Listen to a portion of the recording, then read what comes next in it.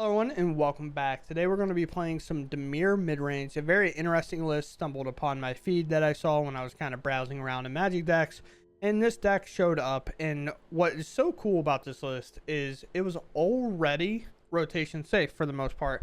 Obviously we have some lands that we don't quite have rotation safe wise in terms of Odawara, Takenuma, and Shipwreck Marsh, so these will be gone, but you can play basics over Odawara.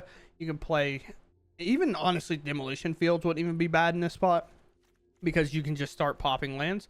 But other than that, every card in the main board was already rotation safe, and it did well in a challenge, so it's not even like they were missing out much.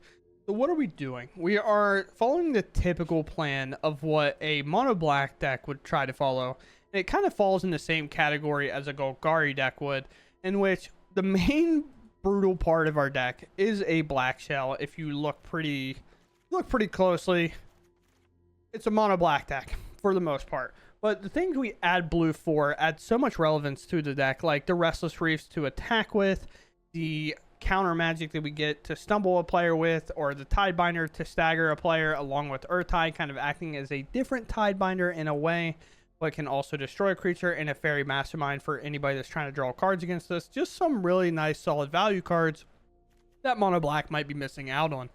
So other than that, what is the overall game plan here? The game plan is to disrupt our opponent early using either duress, cut down, go for the throat, long goodbye, and set up a mid-range game plan where we have a Fairy Mastermind that we flash in if we didn't have to use anything, a Caustic Bronco that we can set up if it's kind of a Boros deck and their 1/1s aren't quite big enough to get through. We can set this up pretty early and get to a Preacher online on 3, and then sometimes right into that Hostile Investigator area where they have to kind of, once you play the Hostile Investigator, they know they have to discard, but they also have to decide whether to remove the Investigator or the Preacher, or you'll make a Clue token and then Preacher attacks, maybe making a 1/1 and drawing you a card, and a lot of things like that. These cards in general, like these two specifically, in my opinion, are pretty awkward to handle, especially whenever you see one Tidebinder. Like, these three right here are just the kind of VIP cards in your deck that are just awful to kind of,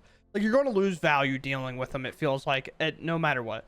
Whether your Planeswalker gets shut off and now you're forced to remove this, or your artifact, or maybe your creature gets shut off and you're like, wow, I would love to remove Shieldred, but I need my creature back online, so I had to remove the Tidebinder. Or I want to get Liliana off the battlefield, but Tidebinder's in the way.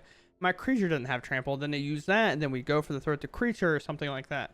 And then Preacher being this 2/4 Death Toucher. The Death Toucher being very relevant here, as you'll see in some of our matchups. Your opponent just doesn't want to block this card because they don't get any value in return. Of course, like Boros would be like, sure, I'll throw a 1/1 in front of it. But with Death Touch, they don't want to do that. Or I guess throw like a 2/2 or a 3/3 in front of it because it's like whatever. But they don't want to do that because they know they're going to lose both creatures, or a creature in general if they block a creature, and the bigger decks don't want to block it either, and then you end up just getting too much value with it. And Hostile Investigator, if you've been playing with this card or sleeping on it, this card's incredibly good, and I like it a lot. But outside of that, I mean, I think our game plan is pretty straightforward. I think the games will show them pretty well. And we also have the sideboard. This sideboard is not rotation safe, so do take that into consideration, but this was from the challenge, so a sideboard came with it. It'll be with the deck list in the description below. But outside of that, let's go ahead and hop into the games. I hope you all enjoy them today, and I think we got some good ones, especially against our lovely opponent Boros. Bullying Boros is sometimes really fun, and I think Preacher, what I was talking about, Preacher is definitely going to show you why it demands to be played in some of our decks in those matchups. But outside of that, let's go ahead and show them off then, I guess. All right, my opponent goes first. This is my opener. I mean, I have a 2-drop, 3-drop, and a 4-drop. Can't really ask for much more than that. Obviously, removal would be nice because we're against mono red, but at the end of the day, can't have everything. Let's play Underground River, and then we can play Mirix, play our Bronco. Hopefully, we're not taking too much damage here that it's like we can't come back from, but seems that way, I suppose, for now. A nice draw. Now we can kind of play this awkwardly. A lot of times you'll get your opponent to kind of stagger their play, or Fairy Mastermind will be good to, in order to hit this spell. Will allow 1 damage to come through, of course. Nice. So if that's all we're taking and all we're getting, Like, we feel pretty confident about that. Fairy Mastermind can come in now. We find a Shipwreck Marsh. Obviously, that will be rotating, but for now, we'll call it fine. Now we have the Mastermind. We have Preacher. We have Shieldred. Going to be a little bit tough here because it's probably load up, shock this out of the way with some type of effect. Slash, like, play with fire. Play with fire? I will take this pretty much any day over the week over the fact that they let me kill one of these flyers. I don't think I can agree with that decision. Especially, like, just let your Swift Spear go. Like, just play with fire the 2/4 if I block your Swift Spear, and then just shoot the other flyer out of the way. Like, I feel like that is a much better play. Oh. Now my opponent's doing stuff. I feel like some of the plays are happening at random. We'll get to play this Hostile Investigator, make them discard this last card. Nice. We make a clue. We hold back. They just used the flyer. Hopefully they hit a land here. Oh, let's go. And it concede. Like, oh man, I just don't agree with letting my Slick Shot go there. That's... What in the world? They were so... Maybe I'm wrong. I don't play mono red every day.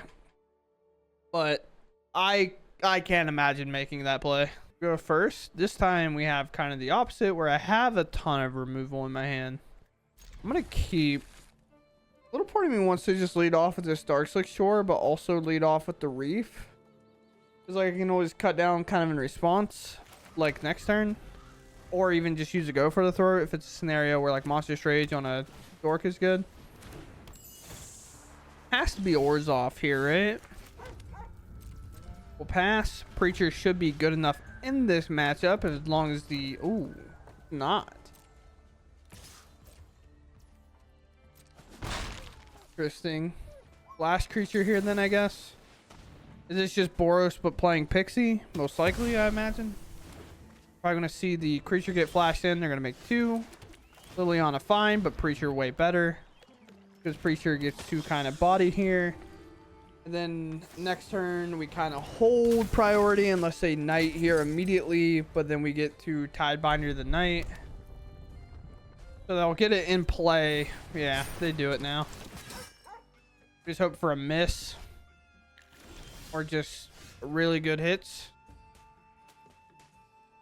I might as well attack with my Preacher. Make a 1/1. Because they're most likely not going to block regardless. This 1/1 trades off here anyway. Attack. And I think to some extent I like just building a wall here. Although they could play this, pick up this Knight, and then replay it, which would be mad annoying. So I guess it's a pass. Because now they could play this, pick up Knight. Then it all goes downhill from there. I think that's their play, to be honest. So I'm going to remove it. Set up pretty well so far. But they can still also do everything and then play a Knight regardless. They can play this, play a Knight for 4, and then play Pixie, pick it back up. They could Pixie, pick up your reinforcements now, play it on instep. I feel a little less for wear on that play. Like I'm not entirely sold on it. Preacher's going in. Preacher's going to make a... Or it's going to gain life here. We hit a Bronco. I was really hoping to hit a land. Sure. If we get like a lot of blocks here, I'll take it. I guess this matchup's all about them keeping everything up. I could literally start plussing. I don't feel like that's necessarily great. I could Tidebinder if they Knight here, which I think is the better option. Hitting lands would be sick, so I could start maybe double spelling or get more options to double spell in the future. But right now I'm just kind of funneling behind. A flyer can do whatever. Don't really care. Okay. I'm not going to waste mana, though. I am going to Tidebinder. I don't care if they play this reinforcements. I am Tidebindering, though. I just have to make sure my value is good. This is the best opportunity for my Preacher to attack. So I'll draw a card and make a 1/1.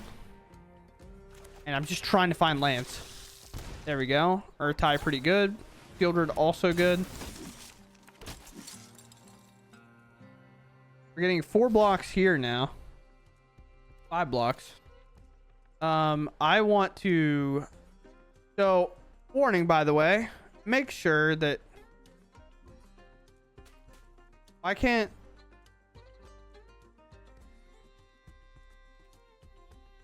I want... Did it hit auto? I just auto did it. Remove the 2 creatures. I'm mad. Now I'm annoyed. I'm gonna play Shieldred. You want to kill the creatures because if they're playing Pixies and they're already proven to pick this up, you want to get the actual creatures off. Let the tokens do whatever the tokens are gonna do, but remove the actual creatures. We play Shieldred here, so when I draw, I gain life. They obviously could case me here. They could play Midrange if they want. Okay. Okay, my bad. My bad, bro. I didn't know you had it like that. What in the world? And this is the hard part, is I have to just pass here. I could attack with Shieldred, I guess, but they're not going to block. No, we pass. Player Midrange. I'm ready. Alright, I'll counter that even more so than the other one. Counter target spell. Because when they do that, now they're tapped out. So if they draw nothing, I feel pretty good about it. Now my attacks are getting close to lethal. So they have problems with that. Dude, just draw a land. Well, I guess Acklazotz wouldn't have been drawn there, but still, dude, it's getting annoying. Just not being able to hit a land here. Plus, nobody knows. I'll let a Preacher go, I guess. There is 0 chance you just scooped.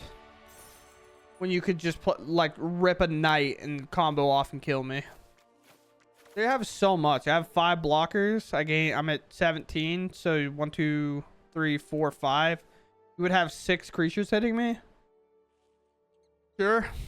All right. Well, I think here we have to keep this. I think his hand's pretty solid. Now, on one hand, obviously, I'd love to have Cut Down open. I feel like I've said that a couple of times. Playing this Dimir deck already. With these Restless Reefs. But having the option to flash in my Fairy Mastermind on this following turn, I actually like a lot. So here, I think I'm going to go ahead and give myself that option of just cutting down, getting this out of the way, play the Shipwrecks, play a Preacher. Preacher's pretty good against this Boros Convoke deck. I have no answer for this token. It doesn't really see like I'm going to see much other than them flashing in a creature here. So I'm going to go ahead and cut this down. Obviously, the other 1-drop doesn't look like it's coming through the one that scries. This is what I wanted to target if I had the option.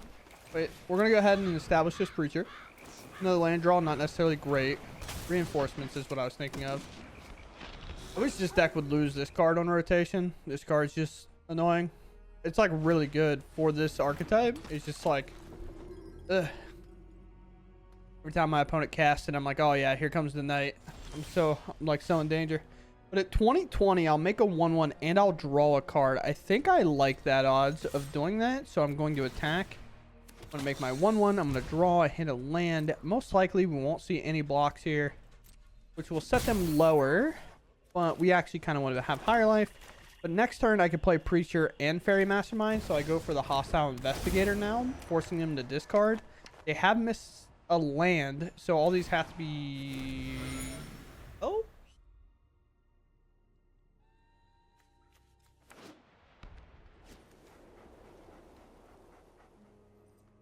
Baffled.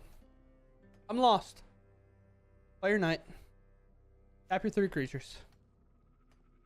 You do it for 2, I guess. Veteran. Maybe doing it for 4. Gaining a lot of life here. It's actually going to be pretty difficult for us to stop all the life gain. We are a pretty aggressive deck. They go for Hostile Investigator over the Preacher, which is interesting. Not that I'm entirely sold on that game plan. I'm going to play a second Preacher. My life total is less than theirs, so I will attack, making a 1/1. It's pretty much free to do this for the most part. That's why Preacher is so good whenever you are at a life deficit against this deck. Is you just get to make little 1/1 lifelinkers on the back end, and normally they can never give a creature trample. The only card you really worry about is the enchantment that buffs everything. It's definitely a frustrating card to deal with. That one. It's the only one that kind of makes it relevant. Do they attack out here? Maybe. No. Do I play Mastermind or do I draw? I think I just play Mastermind. Hut down. My life total is higher. I can play Underground River, make it even, double attack, and make 2 creatures. I like that a lot, actually. Do this. I don't want to let them play another veteran. I'd much rather have them remove them now. They can double block, and I'll answer both of these. But let's move to combat. Let's double attack here, and if I'm in the aggressive seat, I'm being aggressive. I'm going to try to close this game out if I can. Tidebinder's pretty good draw. Land comes in. I have 3 1/1s on the back end. They deny me my opportunity. I think this is definitely a safe Tidebinder turn. This isn't an artifact, so I can't shut it off because this only does artifact, creature, and planeswalker. But regardless, if they try to knight me or Imadanes me, I have options. That I cannot stop. That is kind of tough. I don't think I have any way to stop that. I can pop this regardless, I guess. I can always look and try to see. I think I have 1 counter spell. Rest? Maybe not the time to rest. Again, can't really stop all this. I could stop the life gain, I suppose, if I really wanted to, but I'm looking to counter a knight here. Sure. Resolve all that. Sorry. If they attack, I got double blocks. I got things like that. Just the rest is probably not going to hit anything, which is frustrating. Not like too badly, but like annoying enough. And I think here is definitely an opportunity to double block. Now they're going to play it and replace it with a flyer, but I think I'm okay with that.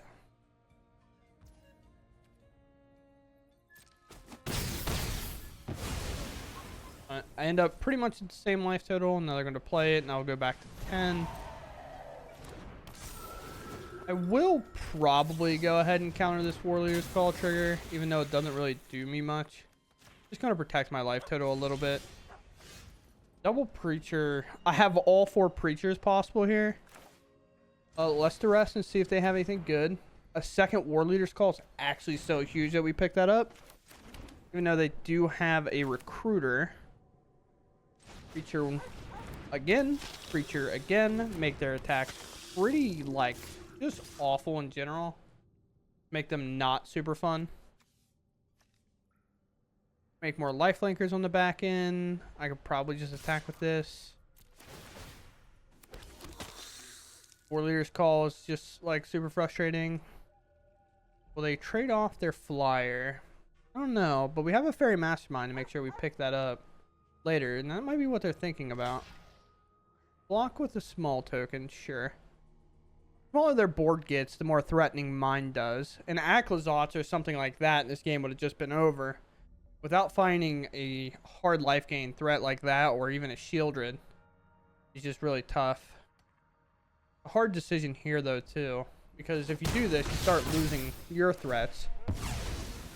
Gain a little life, sure, but now, like, I have this massive wall. I'll just hinder a turn. I'll just sack a lot of my 1/1s here into these bigger creatures so I don't lose my Preachers unless I feel obligated to. What do you have? What's in your hand? Fairy Mastermind will take out the Phantom, though. They go for it. Okay. Will we attack here? Pretty much trying to chalk it up. Like I said, I will trade this. I think trading this makes sense. Then just... Can I trade it like that? Or can I just go through these turns and just do some weird blocks? Block here. I end up taking like a little much. So if I'm going to do that, I might as well block like this and just sacrifice one of these. So dies, dies, dies, lives, and I take 4. Sure. Then I end up gaining 3 back, so I take 1 after this exchange. I feel pretty confident with these in play that I have a good game plan. The last card. Is it anything relevant? Land draw from us would be awful. Or exactly what I wanted. I don't know.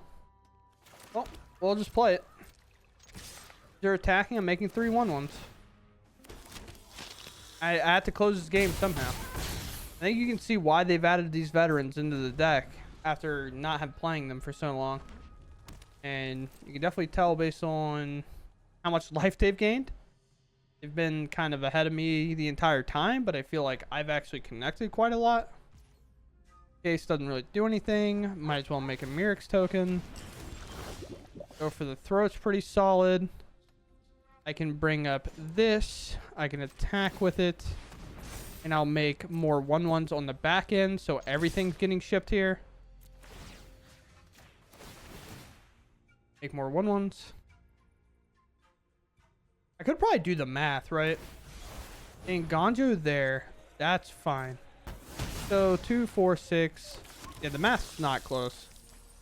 I'm not hitting it there. Another case would have been pretty nice. Sure.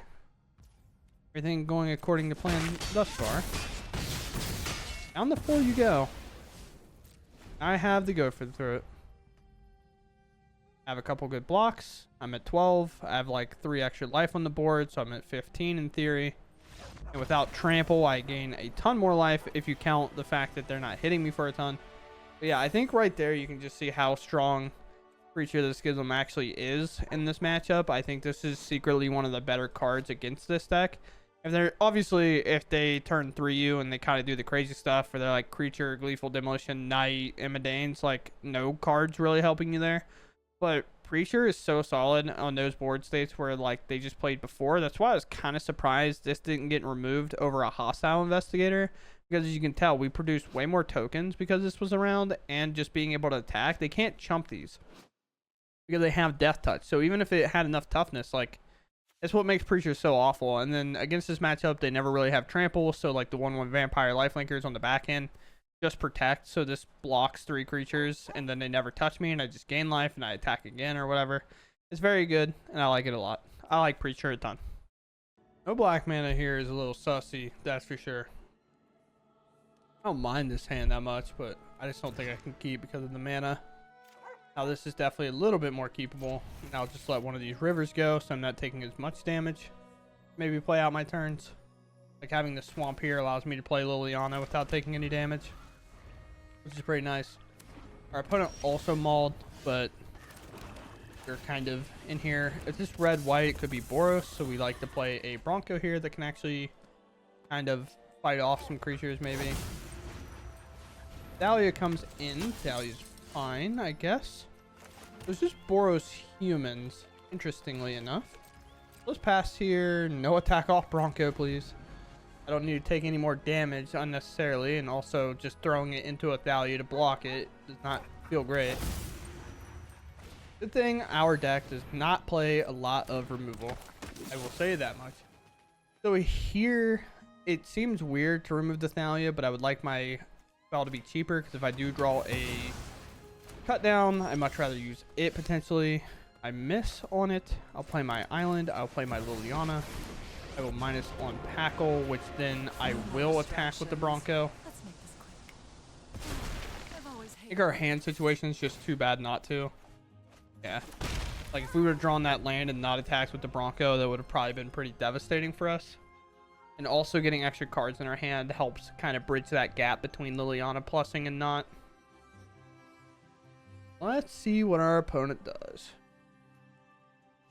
A weird spot. Adeline, pretty good. Hostile Investigator, pretty solid, especially considering I'm going to make them discard. And I get to attack with Bronco here, which is kind of cool. Because Investigator, how it'll work here. Yeah, I guess. I guess I get all my options up first. So I play Hostile Investigator, I target you. Sure, Liliana could die here. That's kind of the downside of what's happening. That goes away. I play land. I can plus Lily. Is Lily important enough to keep? Especially considering this. Maybe I just attack. Like, obviously I could drain them, but I think just attacking is probably fine. Another Bronco. I take 2. I'm not too brokenhearted about that. A chump block, of course, because, like, why would they not? Let's keep the mana flowing. Let's plus here. I think I'm going to keep a hold of all my spells at this point. I'll plus again. Honestly, unless they play a creature, Hostile Investigator actually just, like, picks up Adeline cleanly. Most likely it won't here. They'll most likely play another creature at some point. Okay, interestingly enough. Let's see where this stuff goes. Now, these tokens need to go at Lily, or it's just not going to matter. I could slowly pick up all these creatures, but I don't think I can deny this opportunity to take that out. Liliana, of course, goes. That's a thing we knew was possible. Classic Bronco put in hand or draw. Put that into hand. Okay. Well. This one, I guess. Seems good enough. Bronco can stay back, so I can pick up the pieces. Because if you don't know how Packle works, the gnome does not work for it. If they attack out, I'm just popping Shieldred, or popping the Packle. I'll take my 3, I guess. We have to pick up the 1/1 here. We have to block like this. We'll take 1. Mishra, kind of annoying. A weird card to be playing in general. Maybe not weird per se, but just like an interesting card, nevertheless. Now, Mishra's annoying. But is it more annoying than the Packle that's making all these threats? And I think Packle is more annoying. At least in my mind it is. Let us play... Let us do black and a blue here. Let's play other Bronco that they know about. I have Shieldred help back, and I'm going to hold up till combat, and then I'm going to go for the throat. The Packle, they draw, they take a little bit of damage. Make sure they won't be able to make another copy, and if they just attack with the gnomes, it's fine. If I find a Tidebinder that's also pretty devastating, can shut Mishra off, and I think the only way it flips is if the other guy's in play. Recruitment Officer is fine, uncounterable, not looking to counter it anyway. I almost want to force them to attack with Mishra, but I can't really deal with the Packle trigger making like 3 more threats here. And I think with that on the stack, because they gain life off of this, I want to just get Packle off the board. I think it's so much better for them.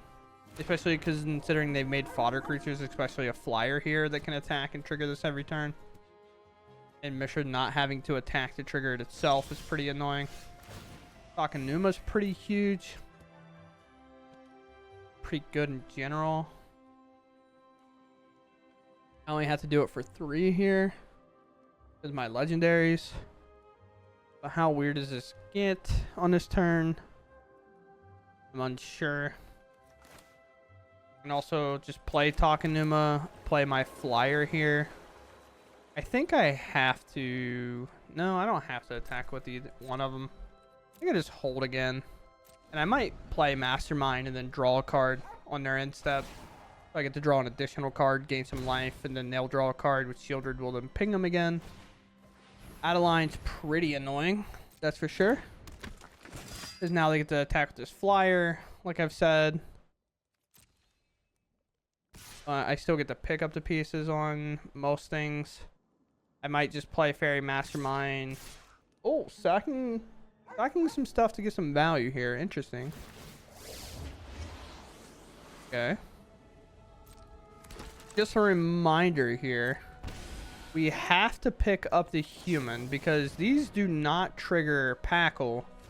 So we want to make sure that we're blocking this more than anything. And we also get to pick up this flyer. So this is going to block here. And Gonjo is possible, I guess.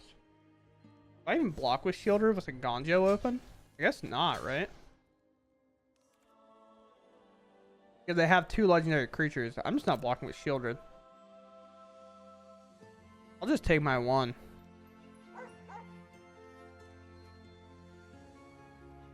I think that's what they had.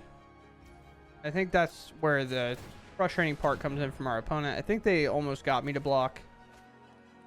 Now Shieldred will trigger. I'll draw an additional card. Preacher's pretty solid. Tidebinder, exactly what we needed to pick up this Mishra. Stop it from its shenanigans. Even like Adeline's a good pickup. Honestly, Adeline might even be better here because it's making tokens, and then it becomes a 0/4. And Gonjo, there it is, Copper Coat. Very cool.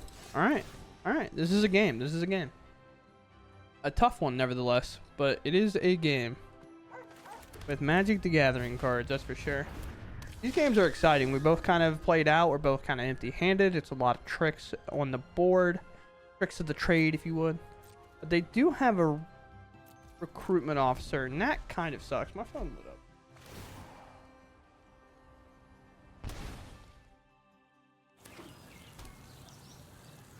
Okay. Ooh, Plaza. Little tough. Gives indestructible here. They trigger Adeline. They trigger Mishra. I'm still on the boat that I think, honestly, getting rid of Adeline's ability is probably better. Because Adeline just is a 0/4 that does nothing. Like, Mishra, of course, is annoying and they're gaining life and they're doing some damage. But until they attack me, like, I don't care. Now, of course, just be safe. Block it. They have no cards in hand. Wizard's pretty solid here. Cut down's pretty good. Cut down can make things pretty annoying for our opponent. I'm going to actually go ahead and probably pop this just to see what I can look at here. And I'm probably going to get Preacher. Oh, well, Preacher shouldn't send, right? Because they have the Plaza and they can give it indestructible. So I'm going to play Liliana. They're most likely looking to activate this recruitment officer. And when they do, I will then cut down a creature. I'll minus. What would you like to choose? Make sense? A miss? Oh, that sucks. So wait for this game to turn out. Adeline goes because they know it's shut off. So here, because the only card that keeps getting them value is this one. I'll take that out. And now all bets are off. I'm willing to sacrifice this one little Bronco here to trigger these. Sure. Gain life. The rest, okay, maybe not the best sacrifice of all time. Yeah, it's pretty clean block. We hit, they're good. I play land, I duress them. We hold. Could have been a mistake by me getting a little bit aggressive here, but our opponent concedes nevertheless, and we end up coming away with a win. I think that game was pretty... I don't want to say it was like these games get boring, but that game was pretty exciting until they kind of whiffed on this recruitment officer. Once they whiffed, it was pretty much like set in stone that now we have all the advantage. I would argue that we have better threats in play anyway, so it's kind of hard to say, well, we didn't already have it. But if you've ever played against this card and had it kind of popping every turn, like then they play a Thalia, they play another Coppercoat Vanguard, they play another Adeline eventually if they hit lands, and then like it just gets out of control where we're kind of in this top deck mode. But coming away with a win there, pretty huge, pretty proud of that one. Okay, on to the outro. We have this Dimir mid-range list. This definitely has the inspiration of a challenge. I think this is the exact list from a challenge recently, which is kind of interesting. because normally when you see a challenge list, you're like, yeah, that card's rotating, that card's rotating. Like this deck, sure, it won a challenge for standard now, but like, how's it going to look once rotation happens? Well, weirdly enough, this was the exact list, and it ended up going, I think, 6-2, maybe 5-2, and it's rotation safe. So it was very interesting. You see that, and I'm all for it. So if we've seen any of my videos in the past of me playing cards that contain the color black, I am on a lot of these removals. This is about the exact best of one removal package that I normally play in terms of 3 cut downs, 4 go for the throats, and a long goodbye. Sometimes it's trimmed here to play, sometimes it's trimmed like this just in general, or sometimes I have it like this and I have a shoot the sheriff in here. So it changes a little bit, but this is typically where I end up on my removal plan. But also duress as a 2 of. Sometimes this goes up to 3 depending on the meta. Sometimes it stays at 2. But right now having it at 2 makes a lot of sense considering aggro is so prevalent.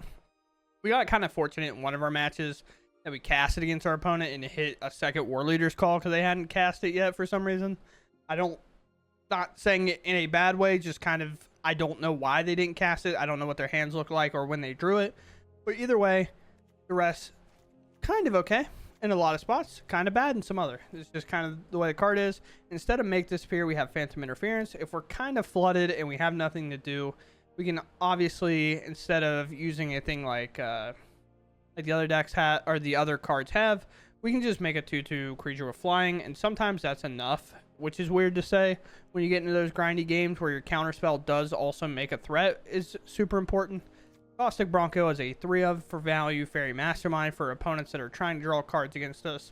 And our hands end up looking a lot like this. You know, we got a lot of here. It'll put Phantom Interference into 1-drops, but realistically this is a 2-drop unless you have a way to reduce it. But other than that, having 2 Tidebinders in the main has also been a tick up in the meta, as just countering an ability sometimes is so good. If your opponent tries to like Demolition Field our Mirrex and we can Tidebinder that, we just basically took 3 mana away from them and they also lose the land. They actually don't get anything back, so then we get to protect our Mirrex and Tidebinder comes into play. Or getting an artifact out of the way like a synthesizer or something like that. If it makes a token, we can play this Tidebinder, stop it from doing that against us, as we so often need to do against some of those decks. Other than that, the card I'm most happy to play with again is Preacher of the Schism. This card released, became a 2 of, immediately became a 3 of, and then everybody's like, if you're not playing 4, why are you playing this color? This card, I think, has so much value in a lot of different spots, and I think we kind of lost its identity when Golgari fell off pretty hard. That Preacher was like, oh, is Preacher bad? Is it not good enough? Are we trimming Preachers to play Hostile Investigators and things like that? What are we doing in this 3-mana slot? And especially whenever we have Graveyard Trespasser leaving the format, Preacher is going to fill in that gap pretty well, and I think we saw its strongest capabilities today in terms of getting value against Boros, or just being an annoying threat that you can't block or jump because of the Death Touch, and it draws cards in matchups like Control that makes it very annoying and a must-remove threat. Outside of that, we're pretty typical elsewhere. We have the Hostile Investigators, the Shielders, and Urtai, along with the Ecclesots, and the only other things to note is the Restless Reach for 4 and the 3 Mirrex, and if you want the sideboard, it'll also be there in the deck list, so if you're a best of 3 gamer, you know, you got a little something here. But outside of that, I hope you all enjoyed the video. I'm not entirely sure how long this one will be. I had the power go off during, so that was cool. And I lost some games, so it is what it is. But outside of that, I hope you all enjoyed, and I'll catch you in the next one. Thanks for watching, and goodbye.